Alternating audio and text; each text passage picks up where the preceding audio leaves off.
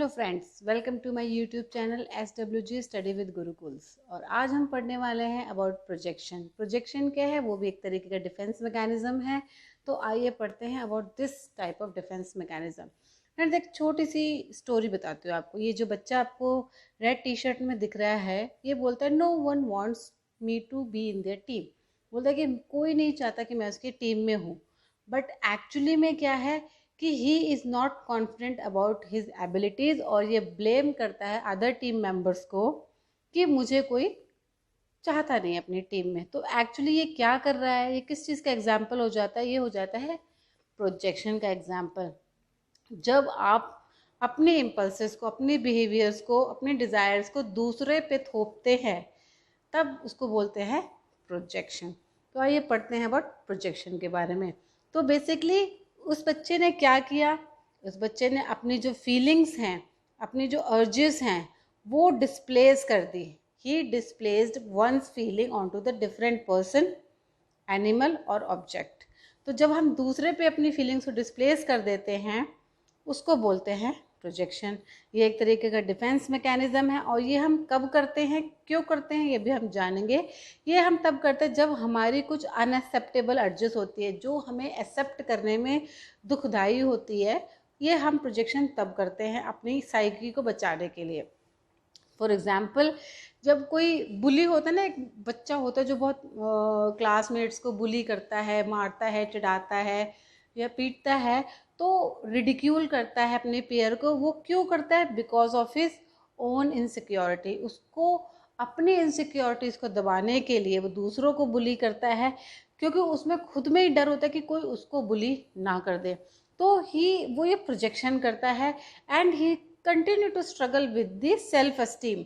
और अपने जो सेल्फ एस्टीम का इश्यू होता है वो दूसरों पे प्रोजेक्ट करता रहता है। ये कंसेप्ट जो है किसने समझाया था? सिगमंड फ्रॉयड ने। आप सभी जानते हैं कि सिगमंड फ्रॉयड ने अपनी जो पर्सनालिटी थ्योरी दी उसमें उस टाइम उन्होंने डिफेंस मैकेनिज्म का जिक्र किया है, और उसको फर्दर रिफाइन किया उनकी डॉटर ने, एना फ्रॉयड ने। तो हम किस तरीके से प्रोजेक्शन को डिफाइन कर सकते हैं? हम प्रोजेक्शन को इस तरीके से डिफाइन कर सकते हैं कि it is a form of defence in which unwanted feelings are displaced onto the another person, where they then appear as a threat from the external world। हम तब डिप्लेस करते हैं जब हमें एक्सटर्नल वर्ल्ड से, दूसरों से खतरा होता है, थ्रेट महसूस होता है, इनसिक्योरिटी महसूस होती है। और ये तब हम करते हैं जब हमें अपनी ही फीलिंग से, एंग्री फीलिंग से थ्रेटेंड महसूस करते हैं या डर महसूस करते हैं, और हम दूसरों के प्रति हॉस्टाइल हो जाते हैं, दूसरों के प्रति। क्योंकि अपने को नुकसान पहुंचाना तो दुखदाई है, बट दूसरों को तो हम इजीली, या फिर कहें कि अपने से कंपेयर करें तो दूसरों को आसानी से नुकसान पहुंचाया जा सकता है। ऐसी भावना, ऐसी फीलिंग उनके मन में आ जाती है। जैसे कि a married man who is attracted to a female worker. एक जो मैरिड मैन है, अगर किसी फीमेल वर्कर को, कलीग है, उस पर अट्रैक्ट हो जाते हैं, तो ये मैरिड मैन के लिए बड़ा अनएक्सेप्टेबल है, सोशल अनएक्सेप्टेबल है। तो रादर देन अपनी इस फीलिंग्स को एक्सेप्ट करे, करेक्ट करे, तो प्रोजेक्शन में वो क्या करता है? अगर वो पकड़ा जाता है तो क्या करता है कि उस पर ब्लेम लगाता है कि ये लड़की ही मेरे साथ फ्लर्ट कर रही थी। तो this is kind of projection. अपने आप को बचाने के लिए तो दूसरे पे ब्लेम कर देते हैं, दूसरे पे प्रोजेक्ट कर देते हैं। तो ऐसा करते क्यों हैं? ये ऐसा तब करते हैं कि जब उनके पास कुछ ऐसी ट्रेट होती है, ऐसी डिज़ायर होती है जो कि डिफ़िकल्ट होती है अपनाने में, एक्नॉलेज करने में एंड कन्फ्रंट करने पे। तो वो क्या करते हैं? दे कास्ट इट अवे, मतलब दूर भगा देते हैं ऑन समवन एल्स। जैसे कि छोटा बच्चा होता है, कोई डॉल से डरता है तो वो क्या करता है? डॉल दूर दूर फेंक देता है। तो सिमिलरली प्रोजेक्शन में जब हम करते हैं तो कोई भी ऐसी ट्रेट, डिज़ायर, अर्ज आती है तो उसको हम दूसरों पे प्रोजेक्ट कर देते हैं। और क्यों करते हैं? To preserve our self esteem.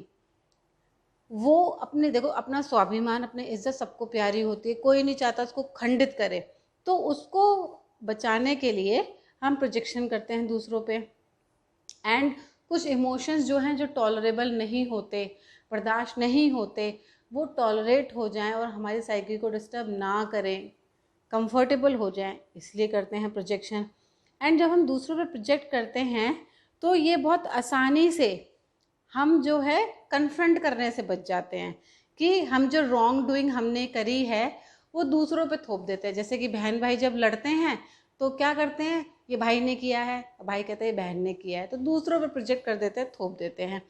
और ये क्या होता है, माना जाता है ऐसा कि ये एक अनकॉन्शियस प्रोसेस है जो कि हम अपनी साइकी को बचाने के लिए करते हैं from the unacceptable thoughts and impulses ना। कुछ हद तक तो ये सही है कि हम अपनी साइकी को बचा लेते हैं, बट अगर यही चीज़ रोज़ और लॉन्गर रन में हो जाती है और कंटिन्यू रहती है, मीन्स कंटिन्यूअल प्रोजेक्शन रहता है, तो ये ट्रेट जो है एक की आइडेंटिटी में इनकॉर्पोरेट हो जाता है, उसका आइडेंटिटी का पार्ट बन जाता है, तब ये बहुत प्रॉब्लमेटिक हो जाती है एंड साइकोलॉजिकल प्रॉब्लम्स करती है। फॉर एग्जाम्पल, एक फादर है कोई जिसका कभी भी सक्सेसफुल करियर नहीं बन पाया, तो वो उसको कैसे प्रोजेक्ट करता है, अपने बेटे को भी यही कहता है तुम कुछ नहीं कर पाओगे, तुम्हारे बस की ये नहीं है, तुम ट्राई मत करो। वो अपने इनसिक्योरिटीज़ को अपने बेटे पे डाल रहा है। अब ये क्या है, इसके कॉन्सिक्वेंसेस उसके बेटे पे पड़ सकते हैं। ये फादर सन का रिलेशनशिप ख़राब कर सकते हैं, ये उस बेटे की साइकोलॉजी ख़राब कर सकते हैं, और जो फादर है जो कंटिन्यूअल प्रोजेक्शन में है उसकी खुद की साइकोलॉजी भी डिस्टर्ब रह सकती है और रह सकती है, जिसकी वजह से family life can be poor and it can disturb the romantic and marriage relationship. क्योंकि जब ये चीज़ें आइडेंटिटी का पार्ट बन जाती हैं तो ये अनकॉन्शियस फीलिंग्स जो है में आ जाती है। जैसे कि कोई पेरेंट्स हैं, जैसे किसी के साथ बचपन में ऐसा होता है, फॉर एग्जांपल डोमेस्टिक वायलेंस का केस ले लेते हैं कि जिसमें कि जो बच्चे की माँ है उसने बहुत डोमेस्टिक वायलेंस फेस किया है फ्रॉम द फादर, और यही उसका बेटा देखता है कि हाँ कि उसका जो पिता है वो उसकी माँ को मारता है, तो वो आइडेंटिफाई कर लेता है, और जब वो बड़ा होता है तो वो अपनी वाइफ को मारता है। तो इससे क्या है, मैरिड लाइफ में एंड रोमांटिक रिलेशनशिप में बहुत प्रॉब्लम आ जाती है। इसको कहते हैं प्रोजेक्टिव आइडेंटिफिकेशन। सिमिलरली अगर कोई बेटी है वो भी डोमेस्टिक वायलेंस का केस देखती है तो वो भी समझ जाती है कि मेरी मदर ने डोमेस्टिक वायलेंस फेस किया है और कभी रिवर्ट बैक नहीं किया, वो बहुत पिटती थी, तो शायद यही होता है सारी विमेन के साथ। या फिर वो कभी भी किसी के साथ रिलेशनशिप में आना ही ना चाहे, कमिट करना ही ना चाहे, मैरिज करना ही ना चाहे। तो ये जो चीज़ें हैं, प्रोजेक्टिव आइडेंटिफिकेशन जब हो जाता है फैमिली में, तो ये जो है आगे जाके मैरिटल प्रॉब्लम्स क्रिएट कर देता है या रोमांटिक रिलेशनशिप में बहुत बड़ा प्रॉब्लम हो जाती हैं। तो जैसे कि फॉर एग्जांपल मैंने बताया कि ये जो बच्ची है, जो मदर है, ये क्योंकि उसने बचपन में कुछ ऐसा देखा गया है, जैसे कुछ अब्यूज़ सहा है, जिसकी वजह से कोई गिल्ट है और वो अपने आप को हेट करती है। तो जब अपने आप को वो हेट करती है तो अनकॉन्शियसली वो सारी हेट अपनी डॉटर पे प्रोजेक्ट करने की कोशिश करती है, जिसकी वजह से डॉटर में भी वो फीलिंग आ जाती है।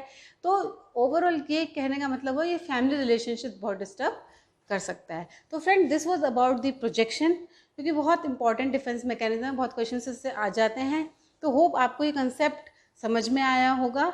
अगर आपको मेरे कंसेप्ट समझ में आया है, ये वीडियो समझ में आई है, मुझे वीडियोस पसंद आती है, तो प्लीज़ शेयर एंड सब्सक्राइब करना ना भूलिए, एंड कमेंट करके बताइए कि मैं और किन साइकोलॉजी टॉपिक्स पे आपके लिए वीडियोस बना सकती हूँ।